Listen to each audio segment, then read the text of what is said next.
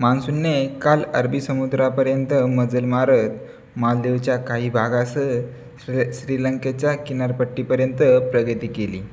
मात्र आज मान्सूनने या भागात मुक्काम केला. तसंच राज्यात काही ठिकाणी वादळी पाऊस हजेरी लावतोय. पुढील काही दिवस राज्यात वादळी पावसाचा अंदाज असल्याचं हवामान विभागाने म्हटलंय. मित्रांनो, संपूर्ण आढावा आपण या व्हिडिओमध्ये घेणार आहोत. त्यापूर्वी आपल्या चॅनलवर जर नवीन असाल तर आपल्या चॅनलला सबस्क्राईब नक्की करा व व्हिडिओ शेवटपर्यंत नक्की बघा. मान्सूनने दक्षिण अरबी समुद्रात मजल मारली होती. तसंच मालदीव आणि श्रीलंकेमध्ये मान्सूनने प्रवेश केला होता. सोबतच श्रीलंकेच्या दक्षिण किनारपट्टीपर्यंत मान्सून पोहोचला होता. आज मात्र मान्सूनने या भागात मुक्काम केला होता. मान्सूनच्या वाटचालीस पोषक हवामान आहे. त्यामुळे पुढील 2 दिवसात अरबी समुद्रापर्यंत व मालदीव, कोमोरियन आणि बंगालच्या उपसागराचा आणखी काही भागासह संपूर्ण अंदमान बेटांमध्ये मान्सूनची प्रगती होण्याची शक्यता असल्याचं हवामान विभागाने म्हटलंय. राज्यात पुढील 5 दिवस वादळी वाऱ्यासह अंदाजे.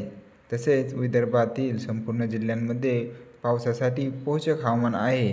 विदर्भातील बुलढाणा, अकोला, अमरावती, यवतमाळ, वाशिम, वर्धा, नागपूर, भंडारा, गडचिरोली, गोंदिया आणि चंद्रपूर या जिल्ह्यात काही ठिकाणी पुढील 5 दिवस विजा आणि ढगांच्या गडगडाटासह वादळी पावसाचा अंदाज आहे. मराठवाड्यातही पावसासाठी पोषक हवामान आहे.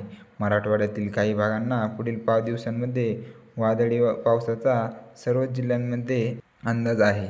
तसेच खानदेशातील जळगाव, धुळे, नंदुरबार या जिल्ह्यातही विजा आणि ढगांच्या गडगडाटासह पावसाची शक्यता आहे, असा अंदाज हवामान विभागाने दिलाय.